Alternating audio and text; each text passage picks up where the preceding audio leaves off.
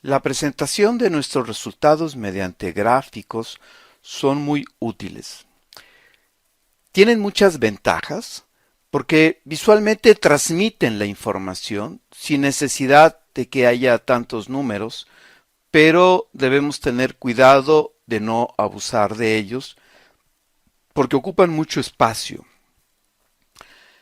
Cuando alguien va a publicar un artículo, los editores nos dan espacio para tener 5, 6 cuadros o gráficas, y mientras que los cuadros pueden acomodarse todos dentro de una misma tabla, las gráficas no es tan sencillo, y si todos los resultados los ponemos en gráficas, podemos consumir rápidamente esas 5 espacios de tablas o gráficas que nos dan los editores para las revistas. Pero cuando uno es dueño del espacio, como cuando tiene la tesis, bueno, uno puede utilizar los gráficos que quiera, pero uno debería tener cuidado de no presentar los datos tanto como cuadros y al mismo tiempo gráficos, porque es redundante, los gráficos también hablan. Y al tema de los gráficos es a lo que vamos a dedicar este video. Al igual que para el caso de los cuadros, los gráficos también se conforman por 3 partes. Un título, que debe ser sucinto, pero respondiendo al qué, cómo, cuándo y dónde. Tiene notas explicativas y el cuerpo del gráfico propiamente dicho. Y también los podemos elaborar con 2 objetivos. Presentar la información estadística hacia un grupo de personas, hacia un tercero, o bien como apoyo personal durante el análisis estadístico. De hecho, como vamos a ver más adelante, hay algunos gráficos que solo se utilizan durante el análisis estadístico y esos particularmente no son muy aptos para presentar la información hacia un tercero o hacia el público. La lista de gráficos que podemos utilizar realmente es muy grande y cada vez de pronto parece que se generan nuevos gráficos o se proponen nuevos gráficos. Aquí nos vamos a enfocar en algunos que son de los más utilizados en el ámbito de la salud pública, sin que abarquemos la lista completa de los que se pueden utilizar. Vamos a ver el diagrama de sectores o de pastel, el de barras, un gráfico que se conoce como cuadro y línea, el histograma, un gráfico de tallo y hoja, un polígono de frecuencias y un diagrama de puntos o de correlación. En la pantalla pueden observar un gráfico de sectores o de pastel, seguramente ya lo han visto con anterioridad. Antes de las computadoras utilizábamos un compás para trazar el círculo y un transportador para trazar los gajos que correspondían, 3.6 grados por cada 1% de las observaciones, y después lo iluminábamos. Ahora que tenemos las computadoras y las hojas de cálculo y algunos otros programas que nos ayudan a hacer presentaciones gráficas, elaborar gráficas es mucho más sencillo. Por ejemplo, para hacer un gráfico de sectores o de pastel, lo primero que tenemos que hacer es anotar los datos en algunas celdas de nuestra hoja de cálculo, como aquí se muestran las frecuencias para el sexo masculino y femenino. Después de seleccionar las etiquetas y las frecuencias que queremos presentar en nuestro gráfico, vamos hacia el menú y seleccionamos la ceja que dice insertar, la pestaña que dice insertar, y luego seleccionamos el gráfico que queremos mostrar. Y después de hacer clic en la figura del gráfico que queremos generar, bueno, se va a presentar el gráfico en una ventanita, en una celda grande, donde podremos editar el título y algunas otras características del gráfico. Este tipo de gráficos es útil para variables de tipo cualitativo, particularmente las de tipo nominal, aunque también se pudiera utilizar en las variables ordinales. Al hacer este tipo de gráfico de pastel, es muy conveniente que evitemos hacerlo cuando tenemos frecuencias sumamente pequeñas en relación a otras que abarcan grandes sectores del gráfico. Por ejemplo, el gajo de terapeuta realmente no se alcanza a apreciar en este gráfico, simplemente se pierde entre las líneas, entre dos líneas blancas que se ven ahí. Por eso cuando tenemos frecuencias pequeñas o muy pequeñas en relación a las frecuencias de las otras categorías, no es el gráfico más conveniente para utilizarlo. El diagrama o gráfico de barras también se utiliza para representar frecuencias de variables cualitativas. Para su elaboración en una hoja de cálculo como Excel, primero ponemos las categorías, las frecuencias al lado de cada categoría y seleccionamos la pestaña de insertar y seleccionamos también el tipo de gráfica de barras, de columnas que queremos realizar. El gráfico puede ser en forma de columnas como el que se muestra en esta imagen, o barras horizontales como se muestra en esta imagen. Las dos imágenes, la de columnas o la de barras, transmite la misma información.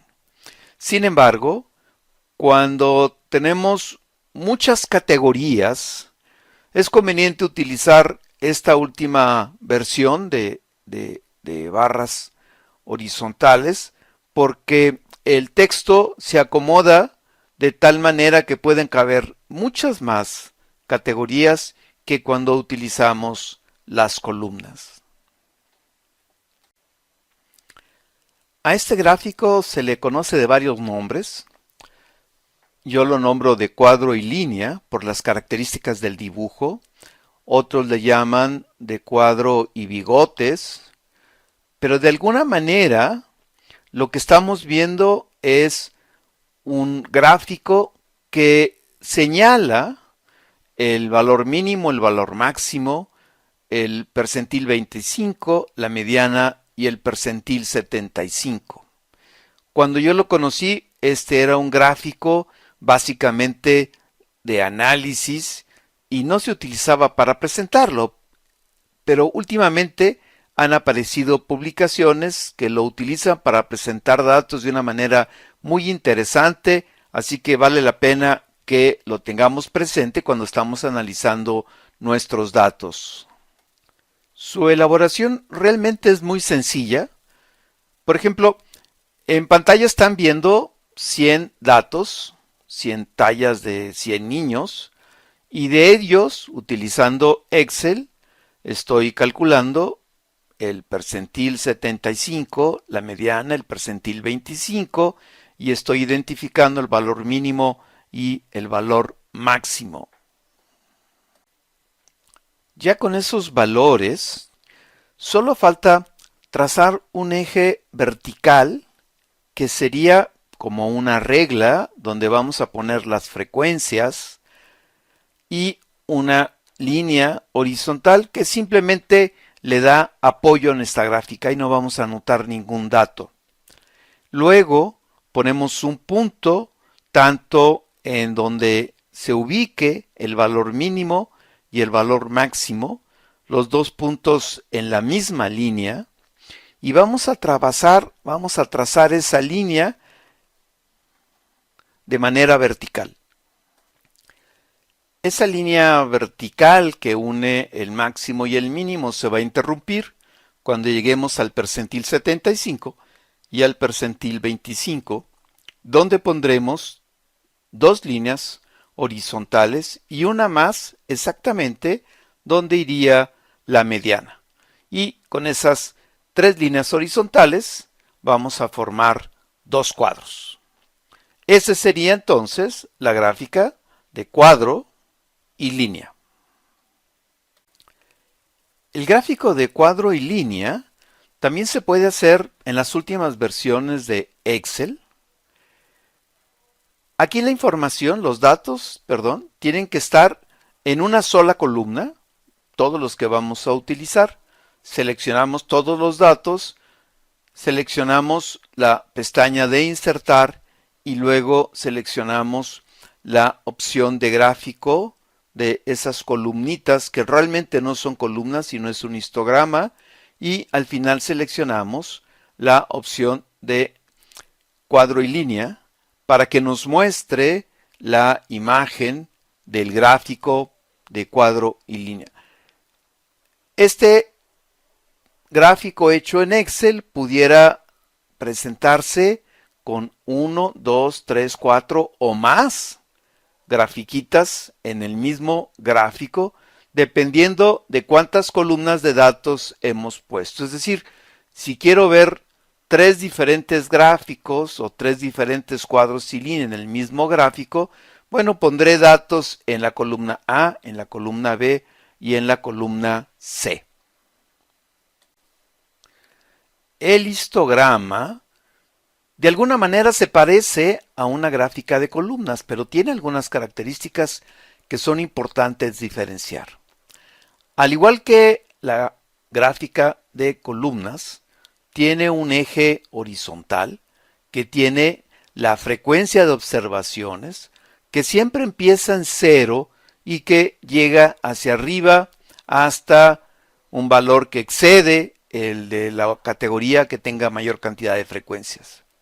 La diferencia con el gráfico de barras es que el eje horizontal o eje X también es una regla y en este caso tiene tallas, es decir, cuánto miden los niños, y en este caso sería pues una cinta métrica, por ejemplo.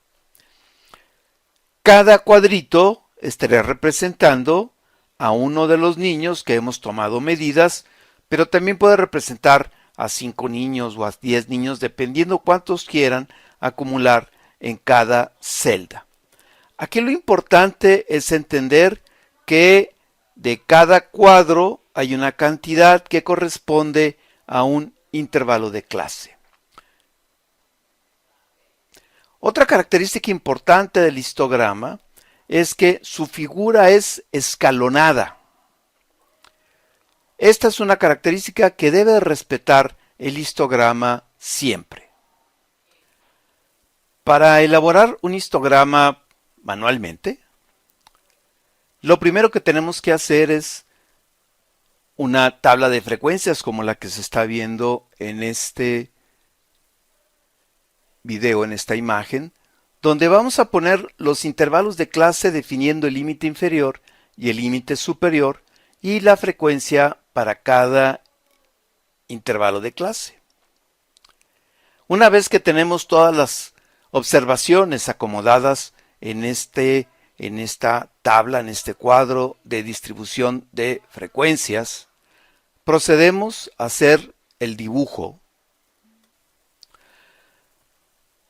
marcando el número de sujetos que quieran anotar en cada celda. Repito, cada celda puede ser 1, como es el ejemplo, o cada celda puede tener 5 observaciones o 10 observaciones, dependiendo de qué tantas observaciones tengan. El histograma también es un gráfico que se puede hacer en Excel, en el mismo espacio donde se puede hacer el gráfico de caja y línea. Aquí los datos deben de ponerse todos en la misma columna y dependiendo del número de datos que estén proporcionando, el programa presentará un número de columnas o de barras que corresponden al histograma. El gráfico de tallo y hoja es un gráfico eminentemente de análisis cuando uno está procesando los datos y no es otra cosa más que un histograma En vez de verlo vertical, lo estamos viendo horizontal. Para su elaboración, bueno, es una manera simplificada de presentar los datos de uno por uno. Es el único gráfico del cual podemos recuperar los valores reales de cada observación. Si nos fijamos en la parte de arriba, aparece primero en el primer renglón 10 y luego 7, 7, que corresponderían a las dos lecturas de 107 y 107. En el siguiente renglón aparecería el 11 y luego un 4, dos veces el 6, tres veces el 7, una el 8 y dos el 9, que corresponderían al 114, 116, 117, 118 y 119, respectivamente en el número de observaciones. Para su elaboración, bueno, lo que hacemos es lo siguiente. Primero identificamos cuál va a ser el tallo. En este caso, estamos identificando 2, 4, 6 tallos.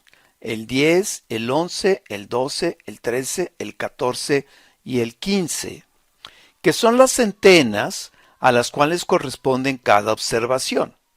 Es decir, el 10 corresponde a 107 y 107, el 13 corresponde al 130 y el 134, por ejemplo, y el 15 corresponde al renglón de 153, 156. Y la hoja en este gráfico corresponde al último dígito de los tres números que corresponden a la talla. Así tenemos dos observaciones de 107 y en el primer renglón después del tallo 10 observamos dos 7.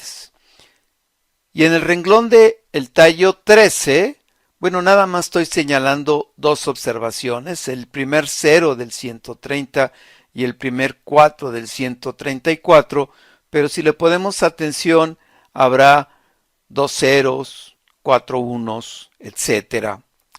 Y igual en el último renglón del tallo 15, que corresponde a las observaciones, la hoja corresponde a las observaciones 3 y 6 de 153 y 156.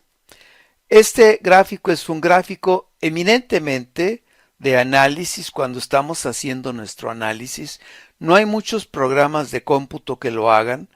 Yo sé que lo hace porque lo he hecho en SPSS, pero no es un gráfico que sea muy popular. Sin embargo, es un gráfico del cual se pueden rescatar las observaciones individuales y esto lo convierte en un gráfico único y en ocasiones tiene algunas ventajas.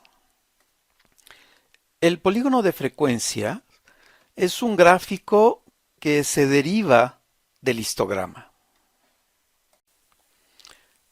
Para elaborarlo a partir del histograma, lo primero que hacemos es marcamos unos puntos en los valores medios de cada intervalo de clase y luego unimos esos puntos con una raya en cada una de las columnas del histograma.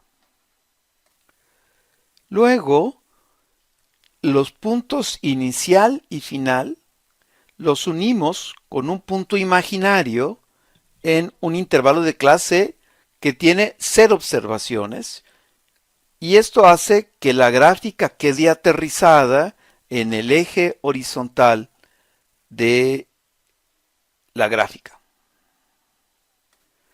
Al final, removemos el histograma y solo nos queda la línea del polígono de frecuencias.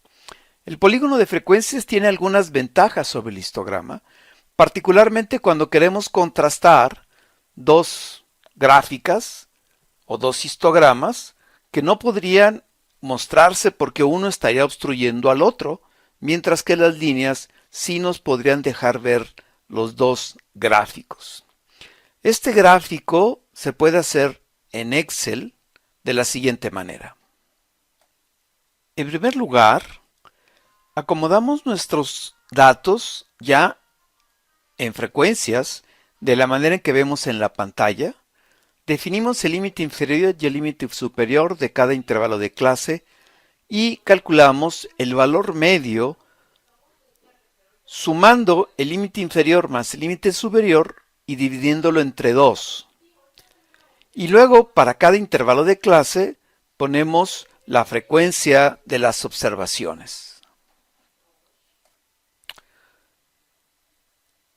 Luego seleccionamos todas las celdas que contienen nuestras frecuencias que queremos graficar. Hacemos clic en Insertar. Seleccionamos el gráfico de línea que queramos presentar. Para documentar los valores del eje X o del eje horizontal, primero damos clic derecho en el eje X,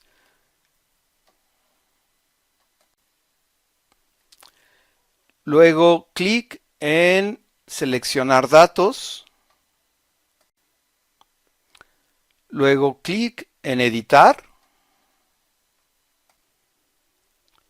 seleccionamos los valores que van a aparecer en el eje X y terminamos haciendo clic en aceptar y luego aceptar.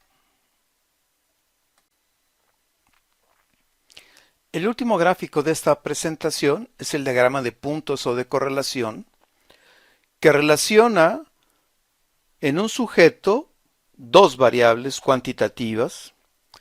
Ya lo hemos visto cuando revisamos el tema de regresión y correlación. Aquí simplemente quiero destacar algunos aspectos. En primer lugar, esta gráfica no necesariamente empieza en 0 el eje de Y ni el eje de X. La gráfica muestra la relación que existe entre esas dos variables, en este caso una relación directa ascendente, y también nos habla de la fuerza de asociación o de la asociación que existe entre las dos variables, recordando que mientras más cercas están los puntos de esa pendiente, existe mayor asociación entre las dos variables.